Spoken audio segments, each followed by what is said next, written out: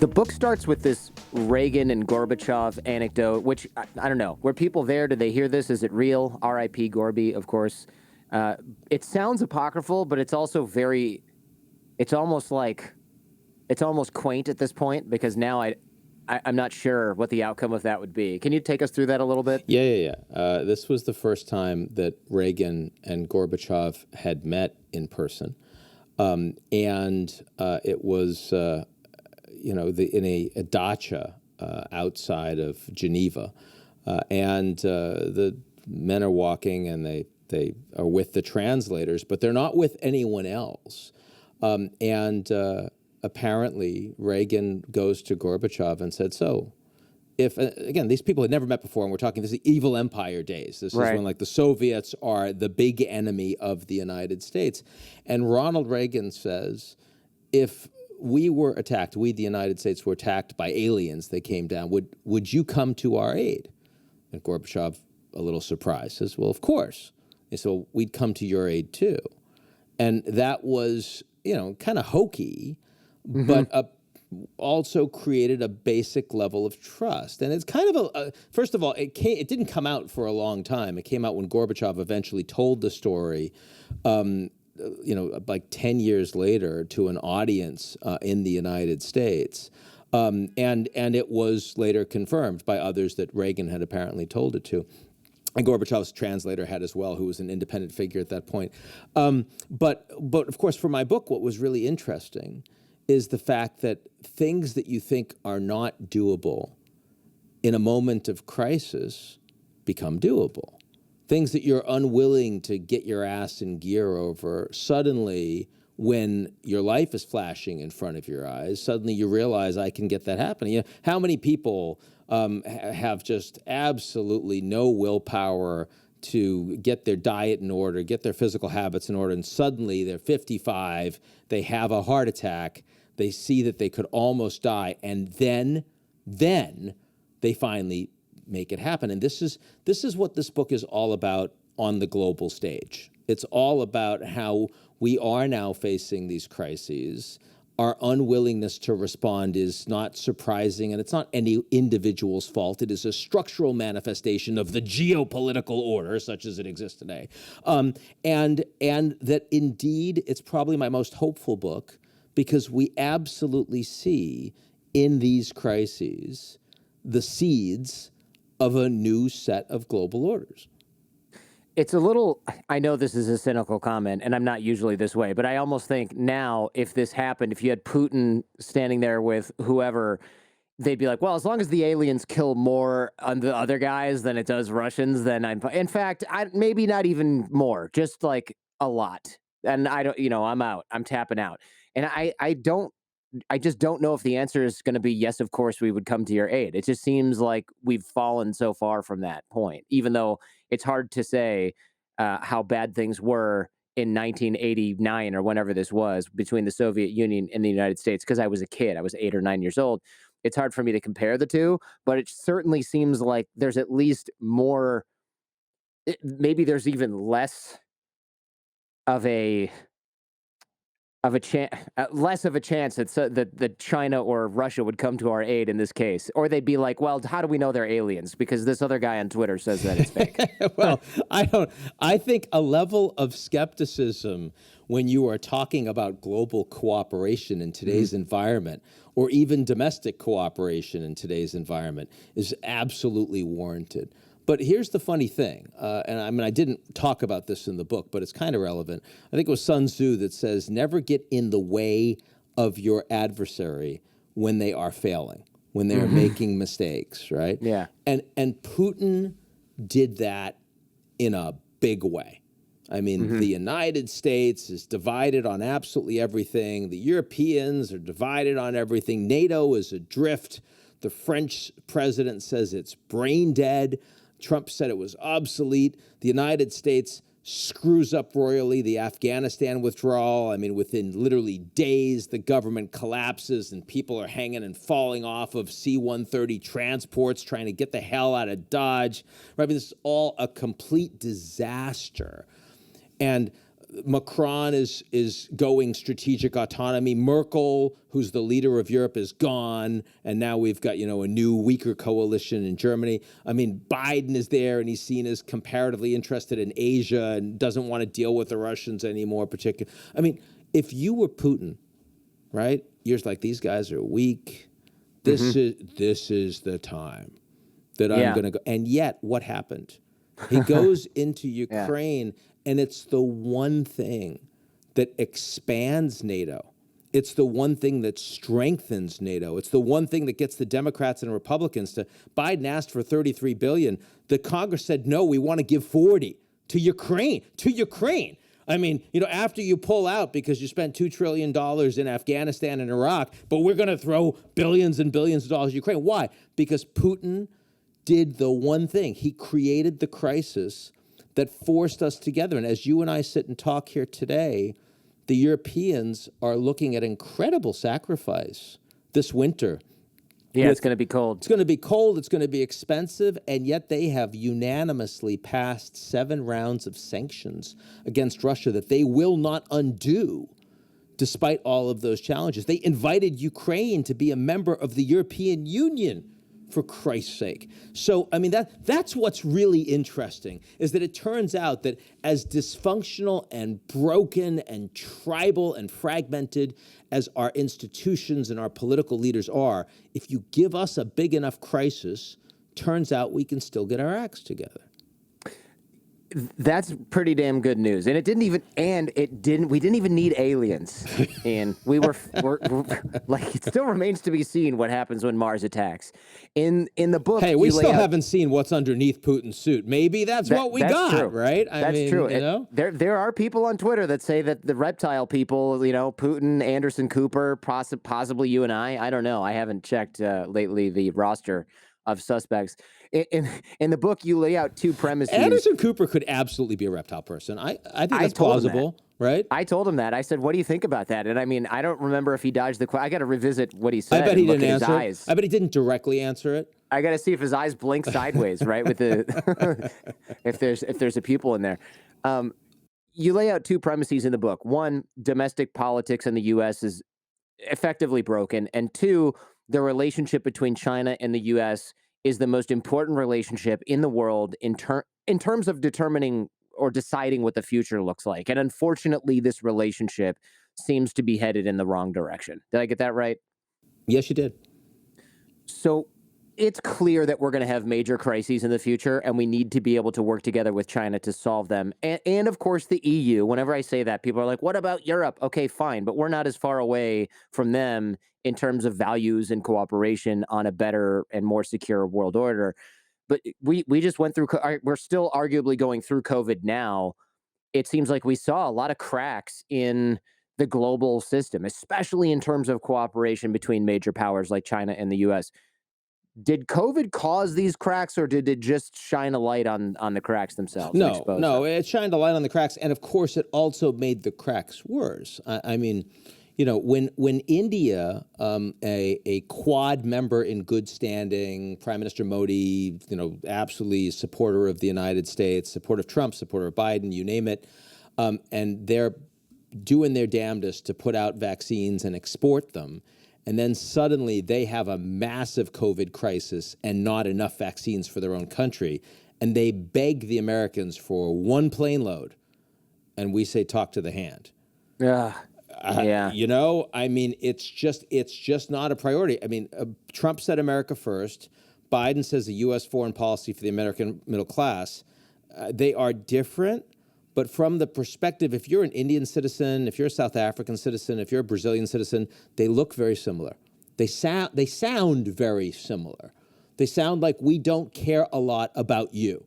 America's Afghanistan policy looked very similar to most people around the world through many administrations. And Americans don't usually think much about how other countries perceive us, but we should. Because that's most of the people on the planet, and it's actually most of the wealth on the planet. And I know we're the most powerful, but the gap is shrinking a bit. So all of this stuff is stuff that we need to pay attention to. But the funny thing, I want to bring you back to hope for a second. We can stew in malaise afterwards. But I did say in the opening that despite the fact that the U.S. is going to continue to be politically dysfunctional domestically, we're not going to have a kumbaya moment between Democrats and Republicans. And since I wrote the book, I mean, we've seen Biden speeches, we've seen, MAGA after the raid on Mar-a-Lago. I mean, it's fairly obvious that we're not heading for a great unification in the U.S. and U.S.-China. And we've seen with, again, since I wrote the book, we've seen on Taiwan, we've seen with the CHIPS Act, the U.S. and China, I mean, actually, we barely have any direct connections in terms of high-level bilats in the last few months. We're not even talking to each other. But I say that despite that, I've been asked by publishers now for 15 years, Ian, you got to write something that explains how we can get through this, something hopeful. And I said, if I'm going to do that, it has to be realistic. It can't be academic, idealistic stuff. It has to be something we can do. And so what's interesting is I said, I opened the book by talking about the fact that we can't fix those things.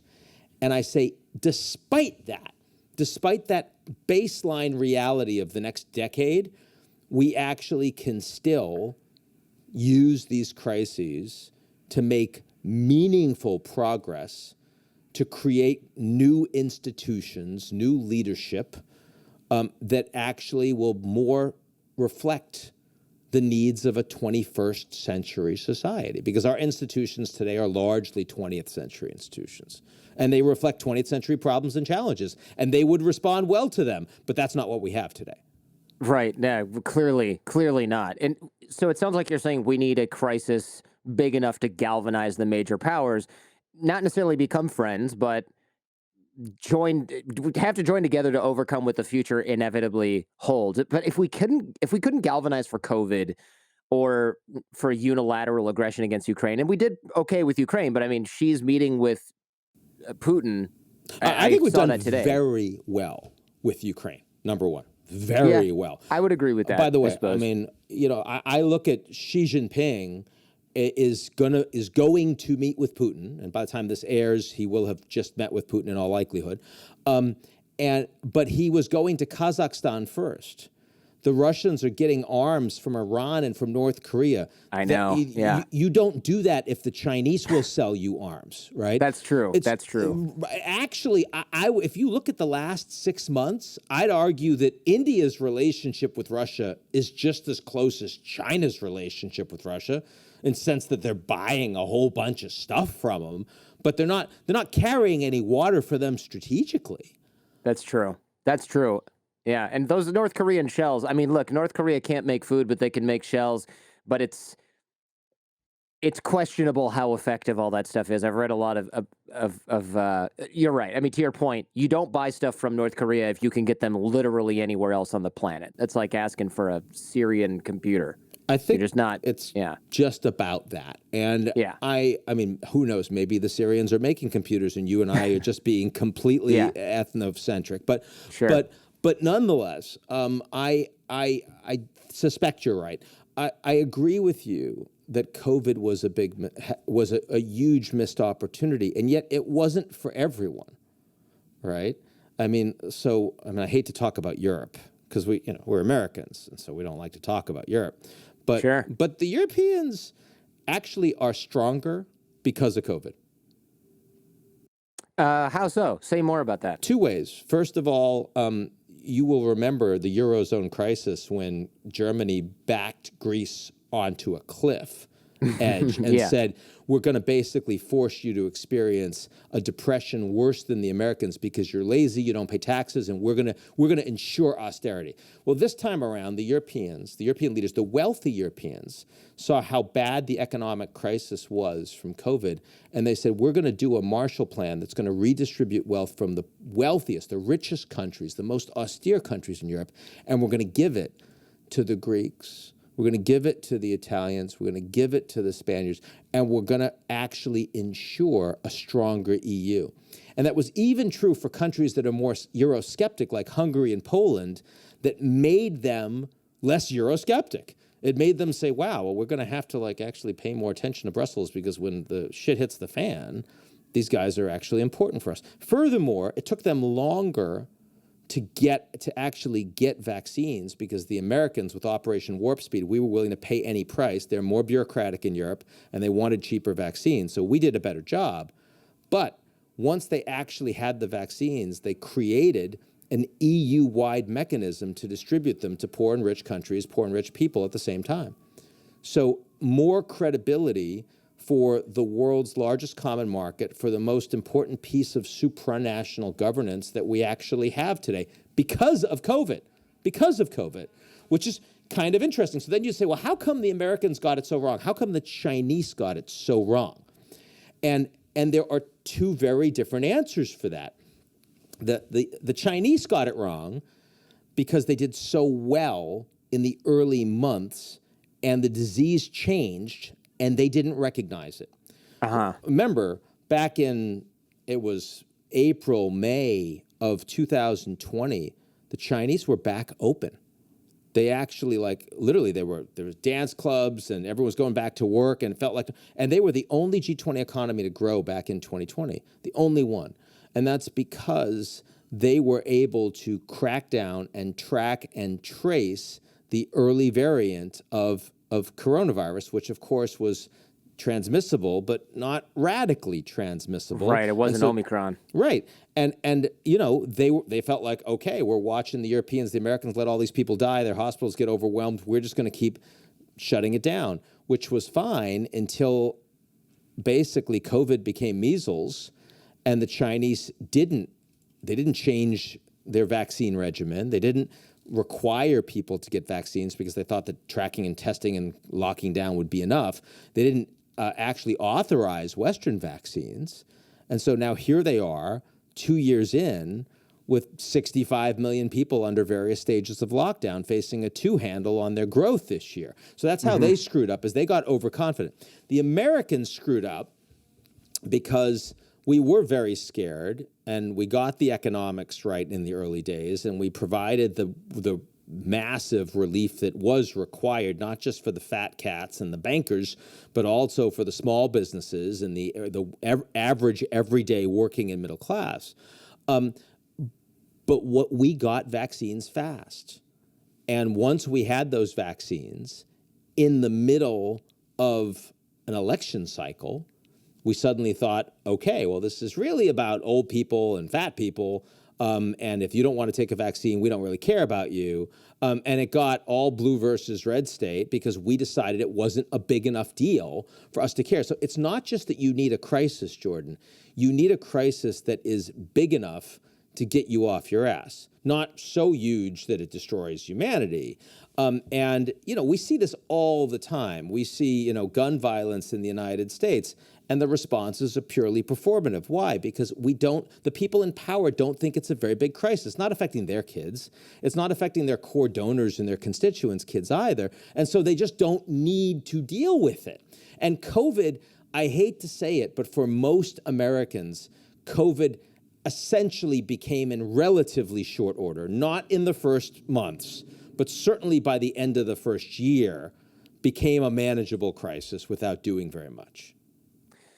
Yeah, this makes sense. And now we see, I saw when I was reading the book, you'd written like, China handled this pretty well. And I was like, that was sent to the printer before locking down Shanghai, Chengdu, and a bunch of other cities where there's, I mean, even now, I think in Sichuan, there's like 21 million people on lockdown. Yeah. Yeah. And I take Chinese in the morning, and I've got teachers on Skype, and they live in these different cities. So I get a flavor. And I remember when there was, I can't remember exactly which, was this Shanghai or one of the cities, they couldn't get any food, and there was a truck convoy outside the city, and they wouldn't let anybody in. Yeah, it was Shanghai. And my teacher was talking about how people who were doing well were growing food on their balcony, and people were sharing things you could make out of things you could grow on a balcony, and how to get plants delivered or how to grow plants from seeds of other plants that your neighbors maybe have. And it was just like, when you're growing food on your balcony in a major city, the equivalent of New York, you're in trouble, man, if that's what you're using to survive. Imagine growing food, all your own food, Ian, in Manhattan. It's I mean, in Brooklyn, of course, everyone does it, but it is the wealthiest city in China. I mean, Shanghai, part of the reason that you saw that was because these are pretty, like, they're fairly entitled Chinese at this point. Yeah. They kind of feel like we're not like these, sort of down market Chinese, like Shanghai is world class. Their per capita income, I think, is higher than Portugal. And they're educated, and suddenly the fact that their government couldn't get it done for them. And yet, here's an interesting point. China's life expectancy has just passed that of the United States. Just now.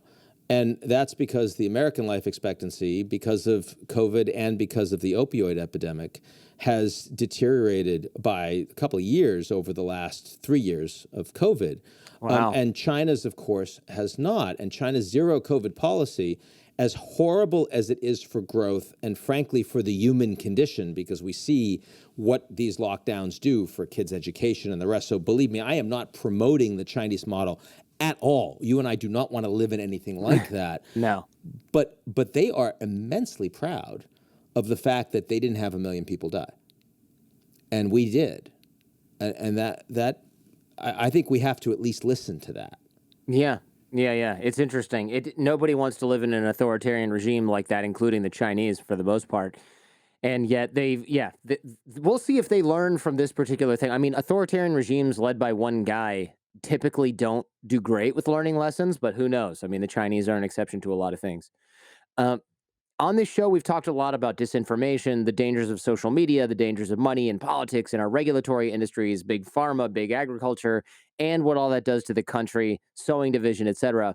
Basically, this show's a big barrel of laughs a lot of the time. We like to keep it light over here. Okay, that's good. But how can other countries expect America to take the reins and leadership on global pandemics, climate change, or any other crazy existential threat if we are potentially headed for a much more nationalist or even an isolationist United States? Well, I mean, the question is, does America have to take the lead in everything?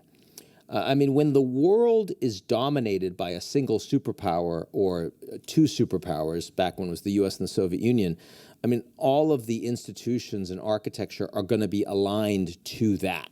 So the U.S. builds the UN, and the U.S. builds the IMF, and the U.S. builds the World Trade Organization. When the Americans are less interested in doing that, not because we're not a superpower anymore, but because we're just much more divided, we're much more inward focused. There's a lot more, sort of questions about what America even stands for, what our national values are. That doesn't mean that you don't have leadership, but it does mean you don't have a singular global order. Mm-hmm. It means that different global orders will emerge to respond to different issues, and the leadership will be very different as well. So, for example, if we're going to talk about, Russia and Ukraine, or if we were going to talk about the global security order, the United States is still by far the dominant power militarily in the world.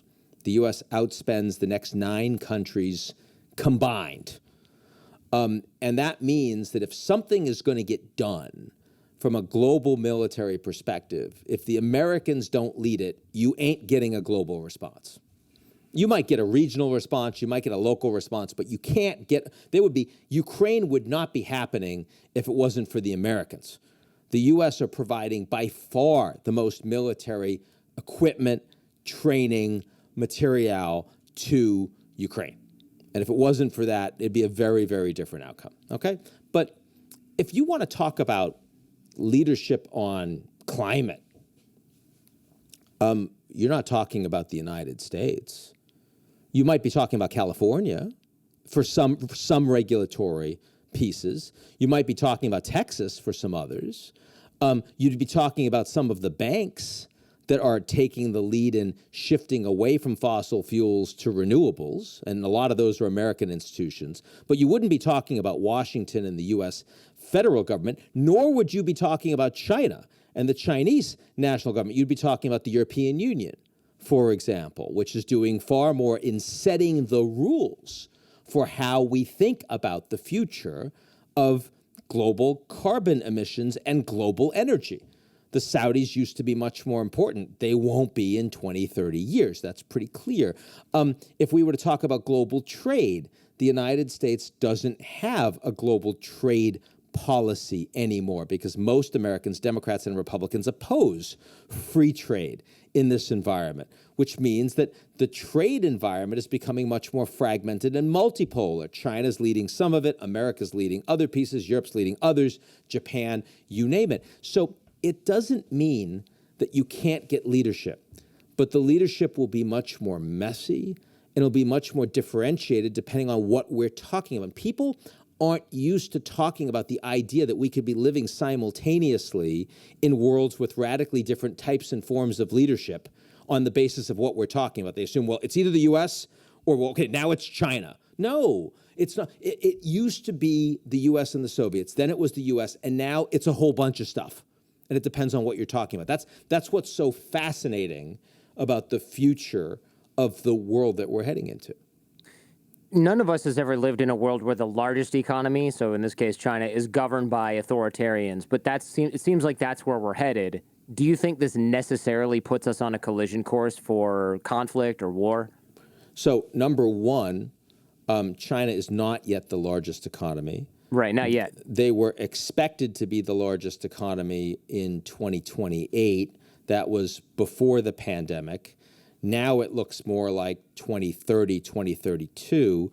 But if it turns out that China's sustainable growth patterns for the next 10, 20 years aren't 5, 6%, but because of massive corporate debt and challenges in attracting international investment and massive demographic challenges, the population has already maxed out. It's now decreasing, which, happens in South Korea and Japan, but they're already rich. China's not. Right. They're aging like crazy, not having enough kids, can't come back from that. You can have a 10-child policy, but it's not going to matter at this point. Doesn't matter. So, I mean, if Shanghai, the Shanghai report that came out back in May is correct, and China by 2100 is going to be sub 600 million in population. Wow. As opposed to 1.4 billion now. I mean, then maybe China gets to be the largest economy in the world for 5 or 10 or 20 years, but then it won't be. And it's possible if China only grows at 2 or 3% on average that they never actually become the largest economy in the world. But let's assume they become the largest economy in the world. That still doesn't mean that they're the biggest military in the world or have the most capacity or are willing to spend on that, because they're still a poor country that is going to have demands of a middle class that will be outsized. Now, there's another question to ask, which is who controls the commanding heights of the world's advanced technologies? Now, right now, there are only two countries that really matter, the US and China. But a lot of the biggest actors in technology aren't actually government actors, they're private sector actors. And some of those are aligned with governments, but some of them aren't. I mean, Apple is much more of a global company than it's an American company. Microsoft is much more an American and democracies company than it's a global company. That's interesting. How would we think about that in China in 5 or 10 years' time? Probably more aligned with the government, but if the government desperately needs these companies to make money and they'll lose talent if they try to control them and they start, well, then maybe they have to balance a little bit. So even here, this becomes a much more complicated question than just a world where the only thing that matters is whose economy is number one, and that government will therefore have all the power, and they're the ones that get to drive the future of the world. That's not where we're headed. Yeah, that's actually quite a relief. And look, a lot of folks rightly argue that China's military is not up to the task of projecting power very far from its shores. Even the Chinese Navy can barely make it past Vietnam, which I'll spare everyone the Google Maps search, pretty damn close to China. So China can't project hard power by land or sea very well. But I think what a lot of people overlook, I'm not saying you're overlooking this, I think you got this in the book. A lot of people forget about cyber warfare and the massive role that that's going to play in any future conflict. And you note correctly that cyber weapons can't be photographed from space. They're hard to take inventory of or deny access to and take down their capabilities. And you spooked me when you wrote this. You said conflict becomes more likely when the balance of power is unclear. What do you mean by this? I mean that it's harder to understand how you deter someone from taking action, if dangerous action, if neither of you are really sure who the more powerful actor is. Right? Yeah, okay. I mean, because deterrence is really based on, I'm going to bloody your nose pretty damn hard. I mean, see, the Russians invaded Ukraine which turns out to have been a massive mistake because they believe that the balance of power actually favored them in a way that it did and does not. And that made conflict in Ukraine more likely. If the Russians had understood that the Europeans and Americans were capable of actually putting such a hurt on them for an extended period of time, I feel fairly confident that Putin wouldn't have done that. Now, when we talk about cyber, one of the advantages is that the US and the Chinese do have a level of mutually assured destruction.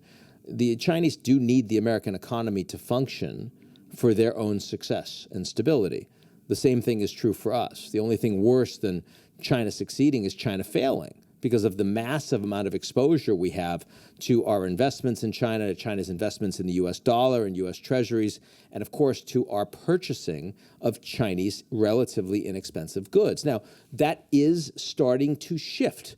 The Chinese are buying slightly fewer treasuries than they used to. Japan is the largest foreign holder of US debt now, not the Chinese anymore.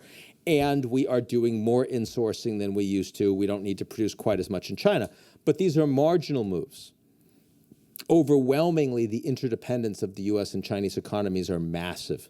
And that's even more true for our allies like Japan and South Korea and the Germans, for example. And none of those countries want this kind of confrontation. So it is certainly possible that you could have accidents that could spiral into uncontained conflict that would ultimately damage all players in unacceptable ways. But the idea that the Chinese or the Americans would launch preemptive offensive cyber assault, that strikes me as quite unlikely because we'd be punching ourselves in the face. Now, the big question I have is, as the developing world, the poorest part of the world, Nigeria now facing potential famine, the Horn of Africa, as these are countries that have human capital, educated human capital, online digital educated human capital, what happens if that creates real radicalism and cyber capabilities? Now, then you don't have people that are worried about what happens if I blow them up, they're going to blow me up. No, you're going to have really angry people that are just prepared to blow stuff up. And that makes the Americans and the Chinese system much more vulnerable. The US and the Chinese have a mutual interest in ensuring that offensive cyber capabilities do not proliferate into the hands of radicals around the world. And yet right now, there's really no cooperation on that front. And that's something we desperately need. Yeah, okay, this makes sense. Before I was thinking, come on, China, I hate that I'm about to say this, but if we know that they don't know and they know that we don't know, then nobody knows each side's capabilities, then that's the deterrent. But really the deterrent is, I just pulled a Donald Rumsfeld I see there. young Rumsfeld doing that. Yeah. The real deterrent is, if they screw us up or we screw them up, all we're doing is shooting ourselves in the foot because they're knocking out their biggest customer and we're knocking out the hand that feeds us in many ways, at least as far as a lot of our devices and cheap stuff in commerce is concerned. Before I thought, okay, if nobody knows each side's capabilities and we know that we don't know, that's the deterrent. And that it's better that we have a real deterrent that's not just like somebody's best educated guess who could change their mind. I never thought about the Middle East, North Africa region, or even just Africa period being the cyber threat. Because when I think Nigeria, I don't think Al-Shabaab, but with laptops. I don't know. When I think Nigeria, and I've been there, but one of the things, I think about a lot of stuff in terms of my experiences on the ground, but I as an American, when I think about Nigeria, I think about a whole bunch of folks that are trying to rip you off with malware scams, right? So, clearly, and by the way, by far, you also think about Nollywood, and you think about, sort of the most exciting digital startups in Africa, in big urban populations. So clearly, now, to the extent that they're going to have massive famine, that'll largely be in the Muslim North, which is much poorer, much more rural, and they won't have the same access to the same technology. But again, this is coming soon to a theater near you. I remember when ISIS, it was Al Qaeda that took over Mosul, and they got a bank that had $800 million hard currency and gold. And I was just thinking to Wow. myself, I hope these guys don't have access to serious hackers. I just hope they don't. And it turned out that they really didn't. They just didn't have that level of sophistication. But you're just not going to continue to be that lucky with state failure, because the access to these disruptive technologies is going up and up and up. And so we need a much more active willingness to monitor and to contain the proliferation of those technologies. Hey, if you like what you're hearing and seeing, check out the Jordan Harbinger Show podcast feed. There's a lot more just like this. You can find the Jordan Harbinger Show in Apple Podcasts, Spotify, or wherever you get your podcasts. Now, back to the show. I've heard a lot of experts postulate that Taiwan might get invaded in the next 5 years. And I'm always paying attention to this because my wife's family is from Taiwan. What do you think? And first, tell me what you think, but also, why the hell is Taiwan, this little island, so important to China? People ask me this all the time, and it's hard to explain concisely. I mean, again, historically, when you believe that that this territory is fundamentally yours, it's a one China policy, and as a consequence, they've drawn a serious red line around it. They don't consider it foreign policy; they consider it domestic policy. They consider it the way the Americans would consider Texas, or other Americans would consider California. I guess it depends on the Americans you're talking to right now. Yeah, But I was still, going to say. the heartland. Chinese Communist Party was never in control of Taiwan, but I guess if they're willing to draw their history all the way back through ancient China, then that's what they're doing. And that's exactly what they're doing. So, look, it's very similar in the sense that, first of all, the Chinese understand that they have not been tested militarily the way the Russians have been in recent years. This would be an amphibious assault across a 100-mile strait, which makes it incredibly difficult to do against Western weaponry, if not direct soldiers, that would inflict a lot of damage. So there's a huge risk with the Chinese doing that, not to mention the fact that TSMC, which is the world's most important semiconductor producer, is utterly critical to Chinese advanced industry, and the Chinese manufacturers themselves are 2 to 3 generations behind the West in semiconductors. So the likelihood that the Chinese would willingly risk that in the foreseeable future is close to zero. But that doesn't mean that they won't nibble around the edges. And that's exactly what you saw after Pelosi. They said this is important, and so what did they do? They didn't provoke war, but they absolutely changed the status quo, and they will do that again and again and again. Anytime they see the Americans or others providing them opportunity to shift the balance of power towards them, they're playing the long game, they're going to do that. Yeah, they killed a lot of fish in the Taiwan Strait with their missile launches. I mean, I guess, yeah. They put some sanctions on, too, some agricultural sanctions, sand, nothing strategically important, but very clearly drawing a line saying, this is the path we're going to go down, and every time you do this, we're going to make it hurt a little bit more. It's calibrated. It didn't risk war. The timing was very obvious. They knew the Americans weren't going to do anything in particular to respond, because the Americans ostensibly were the ones causing offense with the Pelosi trip that Biden didn't support. I mean, this was a gift to the hardliners in China, no question. And there will be others. There will be others. You mentioned sanctions on sand. A lot of people are probably confused about that. I actually did a whole show about it. I can't remember the episode number. Vince Beiser was the expert about how sand is such a critical... It's not as critical as oil. I'm not going to go that far. But sand is pirated, stolen. There are sand mafias. Sand is dredged up and stolen and transported on the black market. And you think, well, what the hell? We have tons of sand. Look at Saudi Arabia. It's the wrong kind of sand, apparently. You need sand with rough edges, not sand that's been blown around for or hundreds of thousands of years or millions of years. You need the right kind of sand. And so sanctions on sand is actually kind of a big deal, because you can't make concrete or asphalt or other things without it, which means you can't build things. And so sand turns out to be like this low-key critical resource that's almost like it's almost without comparison. I mean, it's not oil or rare earth metals or lithium or whatever, but it's up there. And which is kind of apparently funny. the Chinese targeted sand specifically because cement was critical for the ag sector producers in Taiwan. And so for some reason, that was the sector they decided that they wanted to hit and make an example of after Pelosi's trip. That makes sense. So if people are interested in sand, search my site for sand, and the guy's name is Vince Beiser, Beiser. That episode was a runaway success because nobody thinks about sand, and I love doing stuff like It's that. you Hey, and here's this thing it's you don't Sam care about. Kinison. I think that's it. Yeah. Do you remember that? Barely. Yeah, barely. People don't live in sand. What is this, sand? You're going to give people U-Haul luggage. We're going to move people to where the food is. That was his whole thing. I remember that from the 80s. God, barely. That guy, I just remember the hat and the screaming. Well, that's and he's dead. There's that too. R.I.P. Yeah. So you don't think Taiwan, so you don't think the U.S. will go to war with China over Taiwan anytime soon?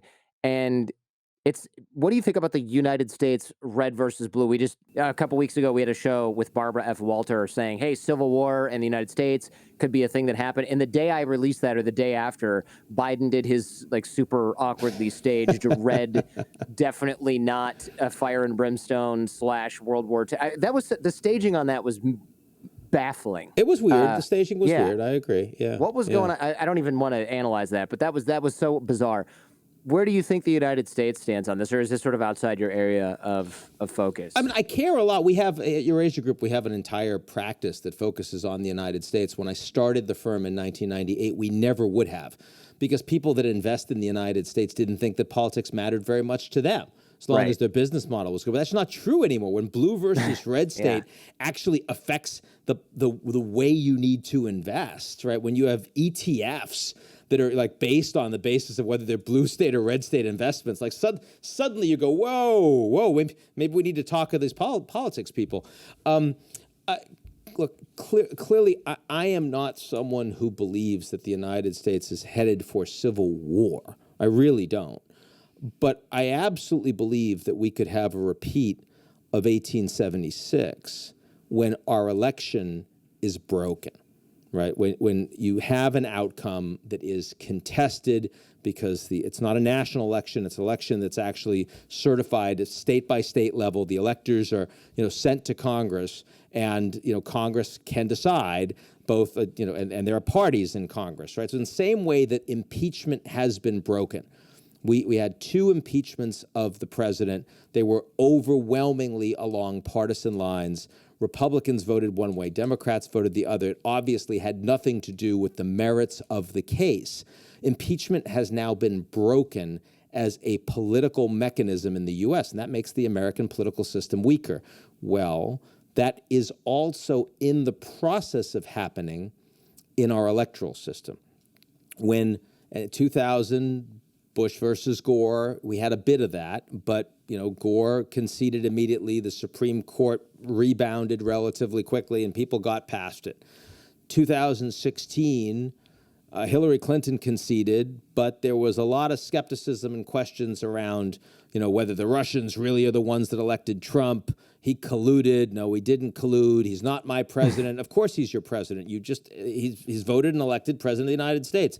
So that made it worse. And then in 2020, of course, when Trump himself said that this election is fake and rigged, and if he becomes the nominee for 2024 and he loses a relatively close election, but you have active Trump supporters who are election deniers from 2020 in positions of power, governorships and secretary of stateships in core states that would swing the outcome, you could, and this has happened again before, during the Reconstruction, after Civil War, you could have a constitutional crisis in the United States. I think from a proximate position, and then you would have a lot of violence in red and blue states. I don't see this as the end of American democracy. I don't think this is a dictatorship. I don't think it's a civil war, but it would absolutely degrade American democracy well beyond anything we've experienced in our lifetimes. It would make the U.S. closer to Brazil in terms of its political stability, closer to Eastern European Hungary, democracy. maybe? Not as bad, not as bad as Hungary, but in that ballpark, right? And that's like, you just don't want that in your country. You don't want that in the most powerful country in the world. That's a dangerous thing. Frankly, that's more dangerous for people outside the U.S. than it is for the U.S. because the outsized import is on all of the countries that kind of rely on a more stable global order and a more stable superpower that increasingly can't. Would you agree that we're in a technology Cold War right now, especially with respect to China? You mentioned in the book these different information and media spaces. This is a really interesting concept that I have not really heard discussed elsewhere. And I brought it up in a conversation, and everybody thought I was really smart, so I appreciate that cool. too. Okay. This so. Thinking about different information and media spaces, right? Fox News versus NBC, but on steroids when you're talking about technology use. People say Huawei 5G over here, and United States or whoever's making the other side of that 5G elsewhere, Verizon or AT&T or whatever it is. Each side's ideal outcome in this case is eliminating the other side completely in terms of media and information, to be clear. So most Americans and those in the West in general don't realize that China, they don't have Facebook, Google, Instagram, Twitter, WhatsApp, TikTok. They have their own Chinese, even though TikTok is owned by the Chinese, they have their own Chinese versions that are highly monitored, highly censored versions of these apps. Only Chinese people really use it. So is the idea of these two spaces that China would do the same thing, but for all of the other territories that use Chinese technology? Are we going to see Africa using not TikTok, but the Chinese international version of TikTok, where they cannot see and cannot say certain things or do certain things? Yeah, I mean, I was in favor of the Chinese investing through Belt and Road in things like railways and roads, because ultimately you build those things and everyone can use them. You build those things and it creates more wealth and more jobs. So I'd rather the Americans invest in those countries. But if we're not going to do it adequately, better the Chinese do it than nobody does it.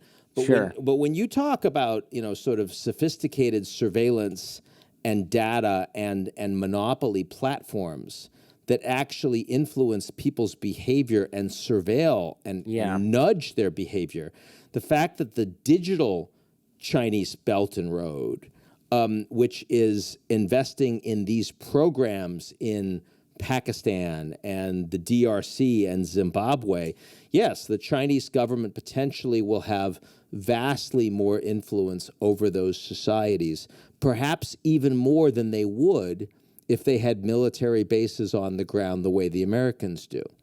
And that's a very important point. I mean, when you and I are growing up, and okay, I'm older than you are, but still, it still applies, you would focus on, in terms of our various emotional and intellectual challenges, you'd say, well, some of that is nature and some of that is nurture. Some of that is your genes and some of that's how you were raised. I mean, your community, your parents, your family. Increasingly today, it's nature, nurture, and algorithm. And that young kids who are spending so much of their social life intermediated by digital platforms that they do not understand, that does not have their interests at heart, but are radically different depending on the platform and depending on the country of the platform. Well, yeah, I mean, you're talking about creating different societies that actually don't necessarily play well together. We all know that the way you better understand people around the world is through long-form interpersonal contact. When you do that, you realize, oh, yeah, we're actually pretty similar. Oh, he's actually a pretty good guy. I could hang out with him. We're doing the exact opposite of that at a global level with these technologies, both geopolitically and from a technopolar perspective in terms of what the tech companies are doing. So it's not all about countries, because some of this is being done by corporations that the governments don't even know what the hell they're doing. Right. So it would be wrong to say this is just the tech Cold War, because that implies that the U.S. government and the Chinese government are doing the driving. It's actually much more complicated than that.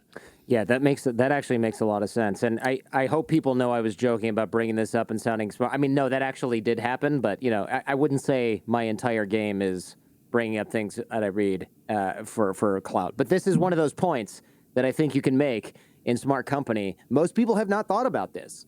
Most people have not thought about the idea that there are two or potentially two separate technological spaces between, say, China and the U.S. and the countries that use gear such as whatever Internet of Things, 5G, and other electronics made in either of these countries may raise completely different kids, it's a little scary to think nature and nurture versus algorithm. That's a PhD waiting to happen for a sociology. I want to see that book. student. I really do. Me too. Yeah, me I too. think that some of that was the book on surveillance capitalism that was written a couple of years ago, kind of a real tome for this stuff. But there's also the possibility, we're talking about, again, U.S. versus China, two separate spaces. Red state versus blue state, increasingly two separate information spaces, even within the same apps. But increasingly, if inequality continues to grow the way it has, you can imagine that wealthy people will demand and pay for much more privacy, right? Applications that are much more suited to them being able to live with liberties and security simultaneously, and that poorer people will have very different platforms. And what happens when you actually don't just separated people from gated communities and from their private schools as opposed to public schools, but literally all their communication only happens within societies that are of means or not of means? Then you have, I don't know if you saw Gary Steingart's Super Sad True Love Story, which is a must-read, the most harrowing near-term dystopia that is plausible that I've read in a decade, but actually talks about what kind of the implications of that kind of fragmentation of society on the basis of technologically empowered platforms that exert sovereignty in the digital space.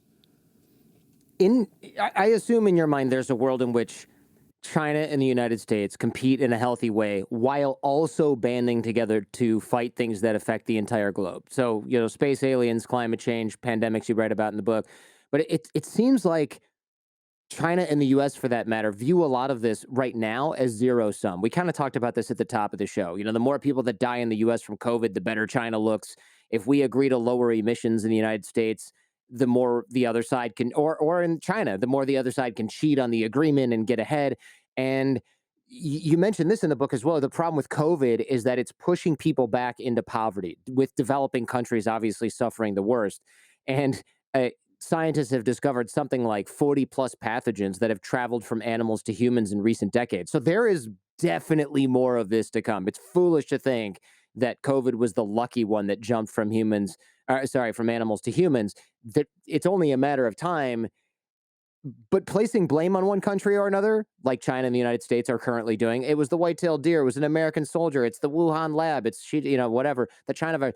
That's going to result in even less cooperation and transparency in the future, especially in countries that are battling for hearts, minds, and algorithms, or whatever we want to call it. Sometimes, if the structure of the system is oriented towards cooperation, you don't necessarily need people to proactively cooperate to get good outcomes. So I'm thinking about climate change. The Chinese for decades now have been investing massive amounts of money into solar, into rare earths, into wind, into nuclear. So much so that a lot of Americans that are concerned about national security, who don't spend a lot of time hugging trees and saving whales, are looking at China and saying, oh my God, if we don't invest massively in renewable technologies, China's going to become the energy superpower. They're going to dominate in the 21st century, so we need to do that. So actually, competition with an absence of coordination has led to a faster ramp up in the United States and China in new technologies that will ultimately abate global warming. Now, that's a really positive development that is occurring in part because in the climate space, we've finally gotten to the point where everyone understands the basic facts. We all know that we have 1.2 degrees centigrade of warming. We all know how many particles per million of carbon and methane there are in the atmosphere. We understand the implications of that. Even though the Chinese and the Americans aren't sitting down and coordinating very well on a carbon tax or pricing mechanism, or even on plans for carbon neutrality, net zero by 2050 for the US or 2060 for China. Despite that, you're still actually seeing that level of investment and policy movement structurally. Unfortunately, there are many challenges in the world today where you don't have that agreement in baseline understanding of what the problems are. And then a lack of coordination, a lack of trust will really hurt you. Let's talk about water. Speaking of climate change, not a problem. This is a whole beach episode. You're starting with sand, yeah, that's and right. now you're going to water. That's right. Speaking of beaches, yeah, it's not a problem we think about a lot here in the United States, but it's critical for countries like, I want to say India, Pakistan, Israel comes to mind. I'm sure there's a bunch more. Kiribati, which nobody's heard of. That whole country is going to be gone. I think they've got another foot or two. I'm not even sure. There's already islands in that island chain that are just gone. And we have sinking cities in Indonesia. I think Jakarta is sinking. It's actually sinking, and that's why it has nothing to do with climate change. It has to do with just too much stress on the water system. I didn't realize population. But in Jakarta, they're moving the entire capital. Yeah, it's amazing, and hopefully it works because it's a massive, massive undertaking. I mean, but there's still going to be people living in a city that's sinking. I don't know how that's going to work. I mean, that just seems like a huge mess waiting to happen. But if you've ever waited in traffic in Jakarta, you understand just how horrifying that the infrastructure in that city is. Yeah, and also, where are those people going to go? Refugees are going to be created. Refugee crises are going to be created as a result of water flooding your city or your island, or lack thereof as well. I mean, if we don't have water, you got to move. And I think in the book, one of your examples is Bangladesh, which has, and correct me if I'm wrong, this almost sounds horrifically wrong, 145 million people. That where are they going to go? Pakistan or India? I mean, those places are already crowded. Since I wrote the book, I mean, this stuff happens pretty quickly. Pakistan, 1/3 of which was underwater with the most recent right now, floods. yeah. 50 million people displaced, affected by these floods. These are extraordinary numbers. These are numbers. This is a number comparable to the total number of international refugees that we've had in previous decades, and those numbers are going to go up. I mean, you're talking about instead of 10x to 20x of the climate refugees that we will see in the next generation, just on the basis of what's already baked into the system. The movement from 1.2 degrees centigrade to 2 degrees centigrade, which we're clearly going to have. And you're right. For the last 50 years, we've lived in a world where life on balance for the average human was getting better year after year after year. And for the last 3 years, that has not been true. Now, the pandemic is the biggest driver of that immediately, but climate is an underlying condition that is massively significant and going to get much worse. Yeah. So, and all of this acts as a tax on the planet, a tax on globalization, a tax on human development and sustainability that we are going to have to pay for. We all want more growth. We all want our kids to do better, but we're going to be doing that in a world for the next couple of generations that is going to actually have a lot more sand in the gears, if you want me to use that analogy. Mm-hmm. And that's going to lead to angrier people, but it's also going to lead to crises that will stimulate smarter policies and actions. That's what creates the opportunity and hope. What about quantum computing, AI, quantum supremacy, I think is what some people are calling it. What worries me about this, and I know you share these concerns, if we think one side is getting ahead of the other, if we think China is just right on the cusp because our intelligence sources tell us that, and we're further away, or vice versa, it almost seems like the only option we have is to preemptively strike, possibly in a military fashion, because anybody who masters quantum and AI or both, they can dominate the world order, and there's possibly no coming back from that. We saw this movie with Skynet, right? Yeah, Do yeah. you see this as a possibility at all? The danger of, say, quantum computing is at a level of breakthrough that a lot of people believe will come within a decade. Wow. You would completely obliterate the ability to have cryptographic security. The good news is that these are pretty exotic technologies.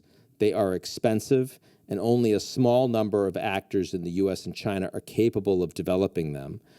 And even though they're not working together, they are all aware of that danger.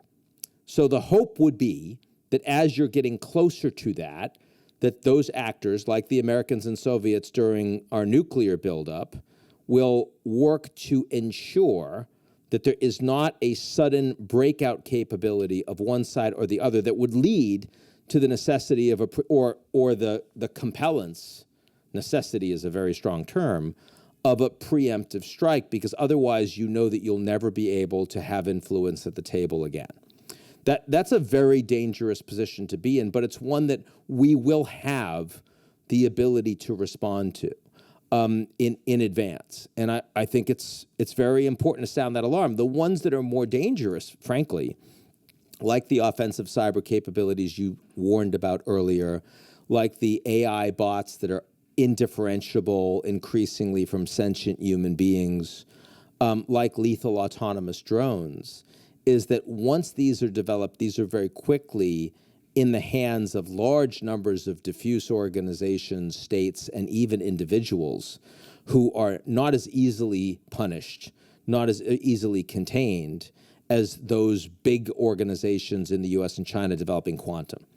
And that's why you have to create the organizations that will track down, police, deter, and punish those that traffic in those sorts of disruptive technologies. That is an utterly priority policy need for the Americans and for our allies around the world and for the Chinese right now. We just don't have it. Right. This makes sense, because we can prevent countries from developing a nuclear bomb, but we really can't prevent them from coming up with cyber weapons or autonomous lethal drones. It's just too hard. I mean, it's really hard to clamp down on that kind of technology before the cat's out of the bag. That's right. Or even from just stealing a bunch of them on a boat. I don't know. I mean, and then rebuilding them. I think, didn't Iran get a huge leap in drone technology because they shot down a U.S. drone, and then suddenly a few years later they had something that was kind of similar? Yes, and the Russians also Operation Shamoon, which was this U.S. malware against the Iranian centrifuges, and they reversed engineered it and used it against Saudi Aramco a few years later. The NotPetya attacks by the Russians against Ukraine were reversed engineered by the NSA, spyware that was stolen, that the Russians got their hands on. I mean, this happens all the time. It's not like, you send a missile and it blows up and it's hard to recreate. This stuff is, that leaves tracks. Yeah. Yikes. Switching gears a little bit. Recently, we heard that Russia's just not going to turn Nord Stream. Is it Nord Stream 2 back on, or is it Nord Stream 1? Nord Stream 1. Nord Stream 1, right. Nord Stream 2 is not building it. They're just not going to turn it back on because of something maintenance, blah, blah, blah. Sanctions aren't letting us get the parts, which everybody kind of knows is BS. And it's just designed to punish Europe and stop them from getting gas, I suppose, during the winter. How do you think that's going to shake out? It looks like Europe's resolve to keep sanctions going against Russia is not going to be shaken necessarily. But man, talk about an expensive and cold winter, like we mentioned at the top of the show. What are we going to do? You still got to keep people warm. Part of me is surprised that the Russians have waited this long to take that step. I agree.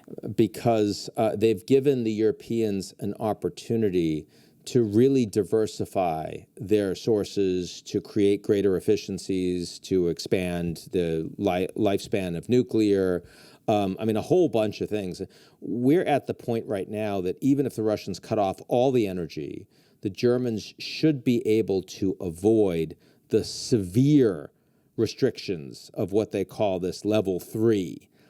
that would basically prevent the free and open market purchasing of gas energy on the market. They can probably avoid it, and that means that next year, they basically they're free of Russian energy, and the EU is mostly going to be free of all Russian energy by the end of 2023. Wow. So, on the one hand, you've got a serious economic downturn likely coming in Europe, because I do think the Russians are likely to cut off the energy, and that probably means an economic contraction in the EU of 2 to 3%, the UK as well. So this is going to hurt. This is a significant recession. On the other hand, Russia is going to go down in history as the first G20 economy that's ever been completely cut off from all the rich countries in the world. And they're going to be made into a rogue. They're going to go from a strategic competitor like China with more military capacity but smaller economy to a rogue state like Iran but with 6,000 nuclear warheads. Now, I got to tell you, Yeah, that's scary. having Russia in that position with Putin facing an economy that will collapse over 5 or 10 years, but he's still in charge. And he's angry, and he's humiliated, and NATO has expanded, and it's got all these troops forward deployed on his borders, and Ukraine is now becoming a member of the EU. What has Russia gained? Some burnt out territory in southeast Ukraine they fly the flag over. Like, this is not going to work for them at all. So I do worry that we are entering a new Cold War with elements of hot war, not with the Chinese at all, but with the Russians. And the Russians have virtually no one on their side. Belarus, maybe North Korea on good days. That's about it. And that's not a good position to be in. What do we think happens? I know early on, some people said, hey, Russia's not going to stop. Peter Zion was on the show, who I know you know. Yeah, He's Peter's a good guy. Yeah. It's like they're not going to stop. They're going to try and get Romania and Moldova and the Baltic states because of Russian history, saying that how they need to seal things off. And then guys like Mearsheimer were sort of like, well, this is NATO's fault. They're not necessarily going to do that. This is more of an encroachment thing. What do we think is going to happen when Russia can't necessarily get what they want in Ukraine, or they get what they say they want, which is, like you said, a burned out husk of southeastern Ukraine? What are they going to do? Because typically authoritarian states that are flailing around, they cause damage to other people wherever they can. If Putin were taken out or suddenly died, which is very, very unlikely until immediately after it happens. Right. Right. So, there's no use in trying to predict it. But, if that were to happen after the Russians had taken a piece of Ukraine, but while their economy is in free fall, a new Russian leader might well, with more consensus and more engagement with a larger group of Russian security, sort of forces around the country, it might well be to sit down and negotiate a reduction of sanctions for some sort of peace deal with the Ukrainians that affords them their territory back. That would be the best possible scenario. But short of that, what you have is a Putin who is likely to engage in all sorts of cyber attacks against critical infrastructure, like he had been doing, allowed to occur before all of this Ukraine stuff was going on. Much more espionage, with weapons of mass destruction that have been used by the Syrians, provided by the Russians, that could be used on Ukraine, and with military forces that are not really well trained, that are proximity to NATO. So the potential for accidents, the potential for a new Cuban Missile Crisis, which for 30 years we haven't had to worry about at all. We had a peace dividend. Suddenly is back with us. That's the reality, is that we are in a significantly more dangerous transatlantic environment because of Putin's decision to take this incredibly badly judged decision. It seems like there's no. Can you leave us with something positive? Is that even on the menu at this point? I hate to end shows with negative stuff, even if the topic itself is a little bit fraught. Or just, a tough pill to swallow. Is there anything where you saying, look, here's the upside to this, especially with respect to Ukraine. But I'll take, if we can't find anything there, I'll take something with China Well, and U.S. cooperation as well. I mean, no, let's stick with Ukraine because it's interesting. Despite the fact that the Russians and Ukrainians are blowing the crap out of each other, we actually just got a deal on the ground that allowed the Ukrainians to export food from Odessa, which had been blockaded by the Russians, that was facilitated by the UN Secretary General and the Turkish president, and allowed the Russians to export fertilizer, both of which are desperately needed by the poorest countries in the world, or millions and millions of people will starve. And that happened with quiet diplomacy, because both countries understood that they had something to gain. I think that, and we just got international inspectors from the IAEA to a nuclear plant in Zaporizhia that was being shelled, and now hopefully, and those inspectors have stayed, now hopefully we can kind of make that a no-go zone in terms of war. Now, I mean, you may say, well, that's not exactly good news, Ian, but hey, I got to tell you that Chernobyl happening in an active war zone is not a good idea right now. So, I mean, the fact that we still have, even with the Americans and the Chinese, they're not leading the charge in peacemaking right now. This was done almost completely separately from them. It still got done. The fact is that these crises create leaders because leaders are required. And there are a lot of people that are trying very desperately to build better, newer institutions and leadership that reflects the needs of our people and of young people in the world today. That, of course, is what has to give you the hope. And that's why ultimately The Power of Crisis is the most hopeful book that I personally have ever written. It's out of all of this uncertainty, volatility, and concern that gets you what Americans are and people around the world are really capable of. Ian Bremmer, thank you so much. This is really, it's fascinating stuff, and I think a lot of people, I go after China a lot. I feel like this one was a lot more balanced and a lot more hopeful. So I agree with you. The book was quite hopeful, even though it outlined a lot of the threats. It outlined what we can do to make sure that we don't kill ourselves or the planet or both. Well, Jordan, a lot of fun being on your show. I really enjoyed it. First time caller, as they say, but don't be a stranger. Thanks for checking out this entire episode of The Jordan Harbinger Show. If you're interested in exploring this topic further, check out the Jordan Harbinger Show podcast feed. There, we dive even deeper on this and many other topics. In the audio podcast, I also close open loops, cover things discussed off camera, off air, and give some parting lessons from our guest. You can find The Jordan Harbinger Show in Apple Podcasts, Spotify, any podcast app, or at jordanharbinger.com. And also, if you found this episode useful, please share it with those you care about. Last but not least, like, comment, and subscribe.